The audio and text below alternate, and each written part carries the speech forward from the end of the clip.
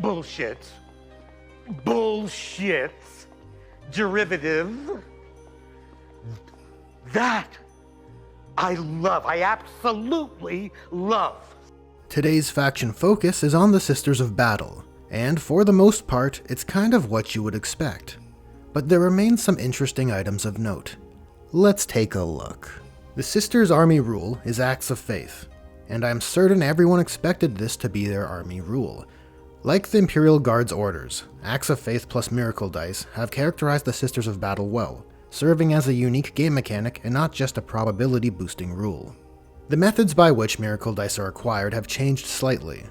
Gaining 1 at the start of your turn remains intact, but the once at the end of any phase Vengeance and Sacrifice acts are no more, and instead we have a modified version of Sacrifice which simply provides Miracle Dice when units are destroyed, no longer applying to only characters and no longer limited to once per phase. It seems like you've lost a method by which to gain Miracle Dice, but as you'll see, the Vengeance Act has been reincorporated elsewhere in the Sisters of Battle Toolkit, and it honestly seems like the Sisters will be having more Miracle Dice than ever. When it comes to using your Miracle Dice, they essentially function as previously. Before rolling for a particular roll, you can swap out one of the dice for a Miracle Dice, ensuring it has the desired result, and the rest of the dice used in that roll are used as normal. The largest difference is that if you're making a roll with 2 dice, such as a Battle Shock or Charge roll, only 1 dice can be swapped. But this isn't that bad, as most armies would bend over backwards for a rule capable of granting a 6 plus d6 charge roll. And let's be honest, it's a little distasteful to be able to take 2 6s and make a 12-inch guaranteed charge. In any case, the list of rules you can use Miracle Dice on are here: advances, hit rolls, wound rolls, damage rolls, charges, saving throws, and battle shock. Though why GW listed them alphabetically rather than in game order is beyond me. We then get the detachment rule for the Sisters of Battle. The Hallowed Martyrs detachment gives them the rule, the Blood of Martyrs. I'll be frank, my guess for the Sisters detachment rule would have just been their Sacred Rites from 9th edition, but instead GW has taken the Our Martyred Lady subfaction and turned it into a detachment.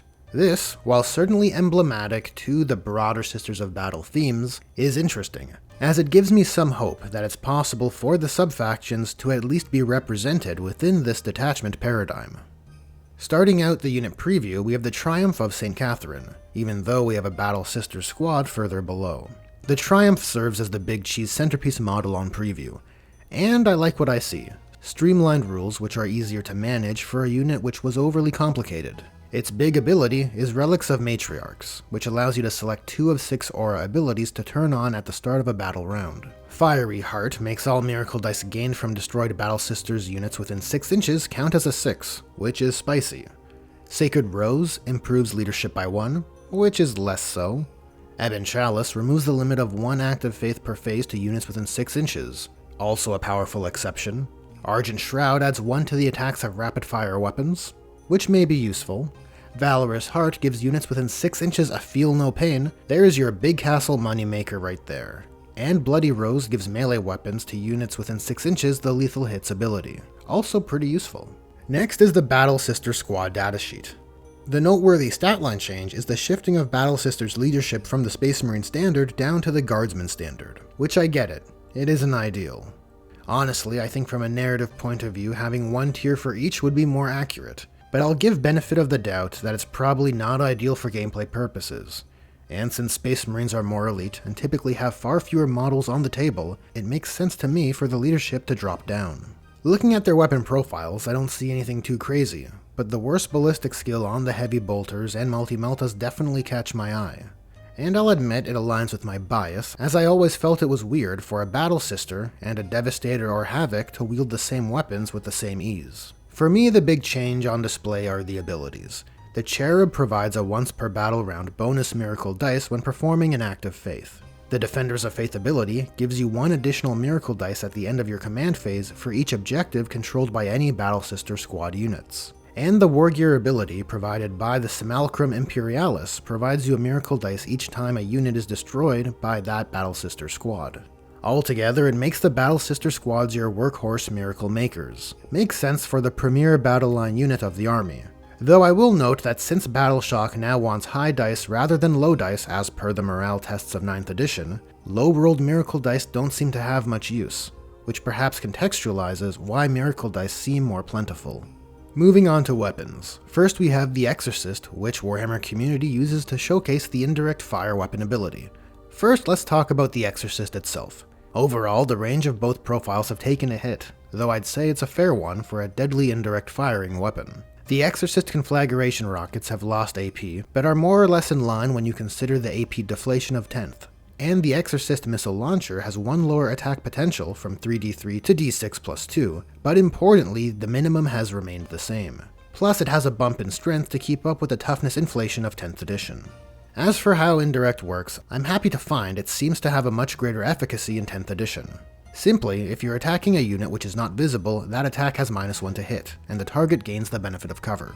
That -1 to hit is far better than the -1 ballistic skill Indirect applies in 9th edition, as not only are +1 to hits often easier to access, but it means heavy indirect weapons can use their +1 to hit from staying stationary to compensate for the indirect penalty. Overall, I'd say it's a win for everyone, but I think it's especially valuable for the guard, as it keeps their indirect hitting on 4s instead of being pushed to 5s, and then 6s should there be any -1 to hit defensive tools employed.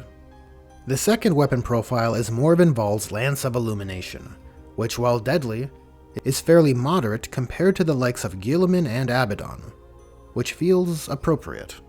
And in the stratagem spotlight is the Hollowed Martyr's detachment stratagem, Rejoice the Fallen. One command point, used after an enemy unit has destroyed one or more of your models with a ranged attack, which allows that unit's remaining models to make a shooting attack back. Essentially, it's return fire, but it ties into the Hollowed Martyr's detachment rule, as that punch back could be all the more deadly. Again, like with yesterday's preview, this was a good stratagem pick to showcase for the Sisters of Battle. Good job, Warhammer Community. Well, that's it for this faction-focused preview.